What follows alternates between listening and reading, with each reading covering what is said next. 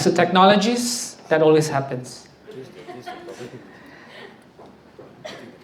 Ladies and gentlemen, we are living in the most revolutionary time in terms of communications after the printing press.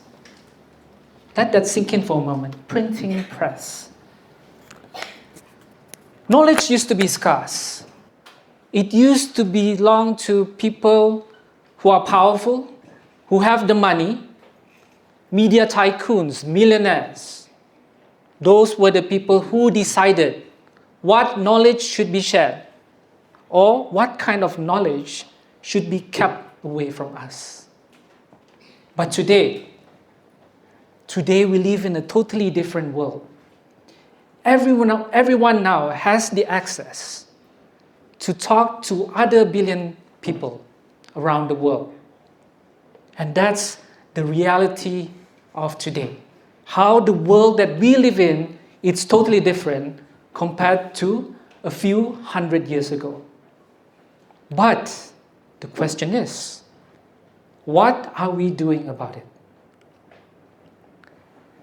In our hands, in fact, in each of your hands, and I can see some of you holding this device at the moment, it's actually the most powerful platforms in the human history.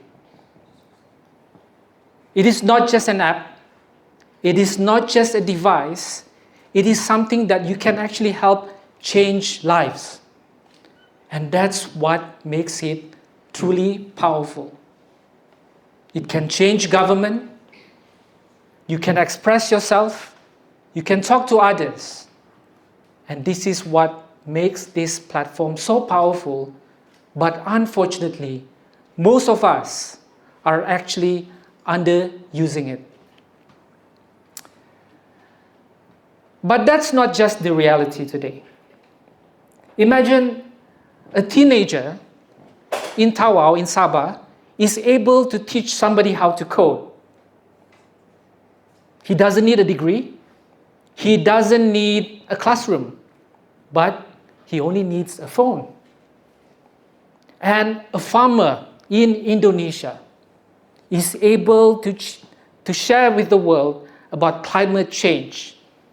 Not in the form of reports or boring reports or statistics, but truly showing what's actually happening on the ground.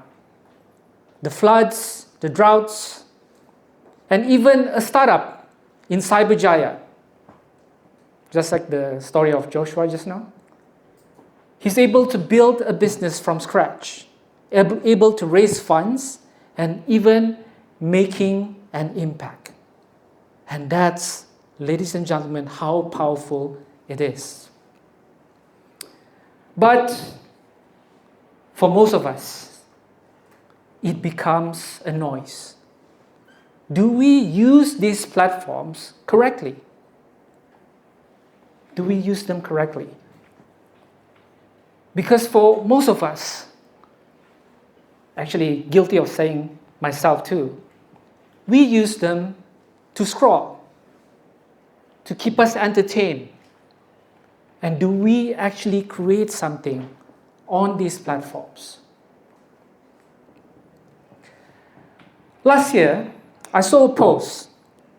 I saw this post about this guy trying to raise funds because his wife was actually quite ill. Was very ill. And when I saw the post, it was the kind of post that would actually make you stop scrolling. And you would actually think about it. Said, wow, this guy is actually very desperate. And he was actually crying for help. And you can sense it. You can sense it from the post that you saw. Then I thought to myself, wow, this could happen to me. But what's great was, within the next 48 hours, he was able to raise funds and getting support from people from over 20 countries. And they were able to raise funds for over 300,000 ringgit. And not because of just the stories that he shared, technically strangers were helping them.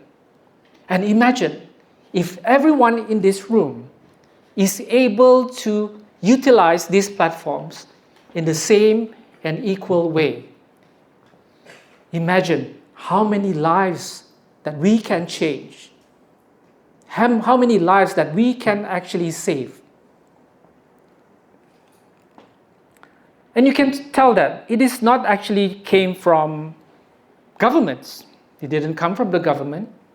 It came from daily people, normal people like us. Because we saw the story, we supported it, and imagine how many lives can we continuously impact over and over again by leveraging on these amazing platforms.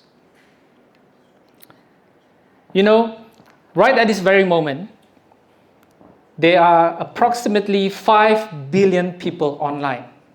5 billion. Crazy numbers. 3 billion on Facebook, 1.5 billion on TikTok. Now, I just want to understand a little bit about the audience today. Can I know who's actually active on Facebook? Can I see the hands? Great, great. These are the dinosaurs. Like me, it's all right. Anybody active on LinkedIn? LinkedIn. Great. These are the people who connect to others for no reason. Keep it up, guys. Keep it up. Can I know who's using X or Twitter? All right. So we know who are the toxic people. But don't get me wrong, Twitter is great. It's one of the best platforms to get all the latest updates. Anybody on TikTok? TikTok? Okay, the rest are liars. It's all right. Instagram? Great. So you guys only like to look at handsome and pretty people. Okay. So what I'm trying to prove is you can't run away from this. Data is going to keep on growing. The amount of posts that people post daily reaches up to 500 million posts a day.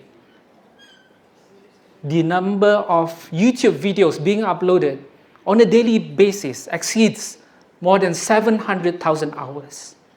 The amount of content that we create is actually even more than the content that was created over the centuries. Most of us actually spend about 7 hours on average online every single day. 7 hours. That's like 1/3 of our waking lives. But in exchange of what? In exchange of what? Scrolling? Arguing with strangers, random strangers that we don't even know? Is it relatable? I know, that happens a lot, right? And that is why, do we leverage on these platforms with true intention or purpose? And that is why I want to question you this. I want to question you this, not to make you feel guilty or not to make you feel uncomfortable. But imagine last week. Did you post anything online? Did you post anything that is inspirational, that would help somebody?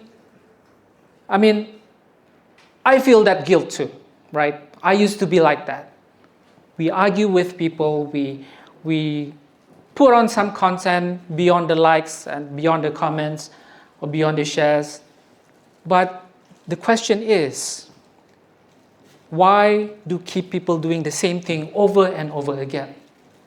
And that is why a lot of people get lost. They got disconnected.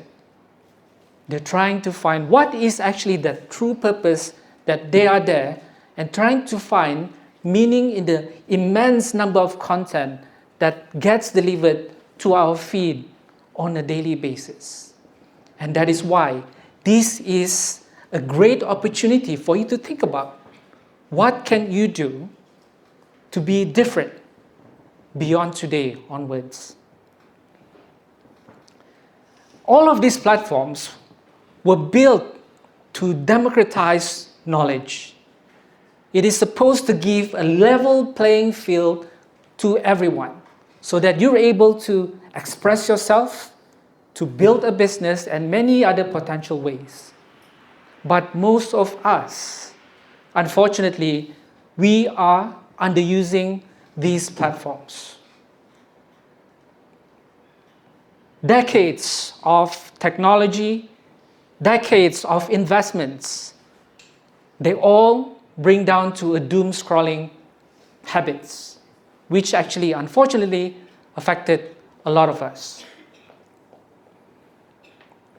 Now, I'm going to ask you that question again. Is this something that you want to keep on doing? And another perspective to that is, I want to mention something. Of course, a lot of us go to these platforms to be entertained. To be entertained. Of course, there's nothing wrong to be entertained, right? And just like Gajan mentioned just now, we need humors in our lives. We need to laugh, we need to take a break, but then at the cost of what? Of time, effort, progress. So this is something that we truly have to think about from this perspective. We now live in a digital renaissance. I'm sure you know about renaissance that happens hundreds of years ago, but digital renaissance is the moment that we live in today. And this term was coined by Douglas Rushkoff. So he mentioned that technology that we have today, it's not only meant to connect, it gives us that opportunity to create something and to be able to share ideas. And that is the beauty of the digital renaissance, because it will give us that opportunity to change something, to drive humanity forward. It is actually a cultural rebirth that most people don't actually realize. About 500 years ago, as I mentioned earlier, knowledge was scarce. Knowledge was controlled. It was kept away from most people. But then when printing press came, it changed everything. People have better access to knowledge. People have better access to education. And that actually changed everything. It changed how people deliver education. It changed how people deliver business or started businesses. It changed education and more, and that actually helped to change the world. And that is why in the world that we live in today, which is the digital renaissance, it is very important for everybody to know and realize how powerful in the world that we live in today. And I'm not talking not just from the young people's perspectives, but also from some of the senior citizens who are present today. And unfortunately, some of them are actually quite sleepy. It's okay, don't worry. So the big question is, how are you going to use these platforms moving forward? There's so many ways to do it. There's so many ways and so many opportunities that you can do. Like, for example, a kid today, a teenager, can actually teach how to code to kids in Africa. And that is actually something amazing. And you can relate to this through the Khan Academy that was started by this guy called Salman Khan. So what he did was very simple. When he started, he actually tutored his cousin using YouTube. And it was very raw, it was very simple, but it was very useful. And because of that, his presence grew. People liked what he did. And today, approximately 115 million users are using his platform in over 190 countries. And closer to home, I saw this post a couple of years ago. There was this batik seller based in Kelantan. She was struggling, her business was struggling. She didn't have any marketing team, she didn't have any investors, but then she has a phone. Like everyone in this room, you have a phone. So what she did was not just about selling batik. She actually shares her stories, her journey about building her business, teaching people about the history of batik, teaching people about her struggles, sharing her struggles, about doing her business. And because of that, people started to follow. People started to appreciate her business. And within 1 year, what happened? She was able to expand her business in 5 countries. So it became transformational.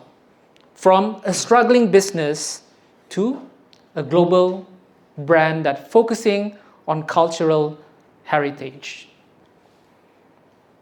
And it's not just about education or business. A lot of the social changes that happen in our history or in our lifetime did not start from boardrooms or did not start from politicians. They started from people like us. Started with hashtags, story. Remember hashtag #MeToo? Only some of you, yeah? Okay, you guys can use hashtag TEDx Seremban. And those kind of hashtags and stories, what truly makes it really powerful.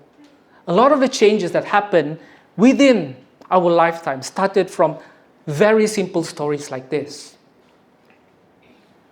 Now, how do we change this? How do we prevent from wasting all these amazing platforms that we already have in front of us? 3 things. You create, you collaborate, or you lead. You create by sharing content, inspirational content, teaching people. Do not underestimate the knowledge that you have. Because everybody in this room, you have your experiences, your skills, your stories, and those are the things that are going to make it so powerful. You collaborate, work with people who believe in what you do. I can give you one example. Wikipedia project. I'm sure you guys use Wikipedia, right? Seriously, just one person? It is the most successful collaboration project in the world by people who believe in what they do and creating this by a group of strangers.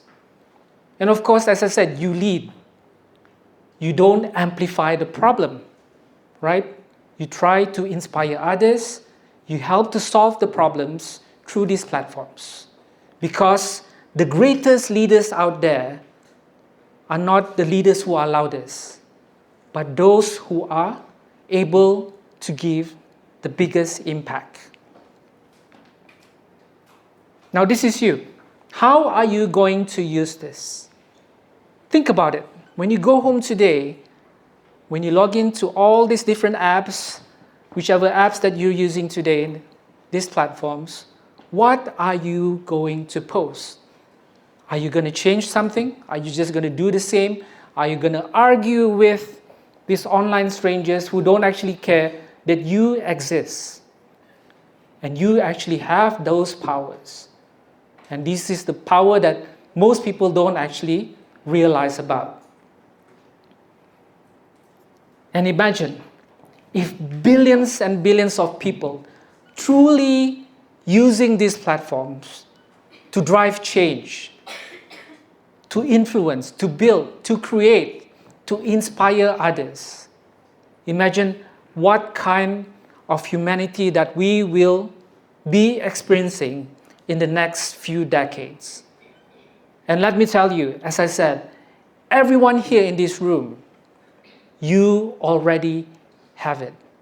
And this is an opportunity for you to change, to make a change, not just by arguing with strangers online, not just by doom scrolling, but you can create something and drive that change. And with that, before you fall asleep, I'm going to say, stop wasting it. Thank you very much.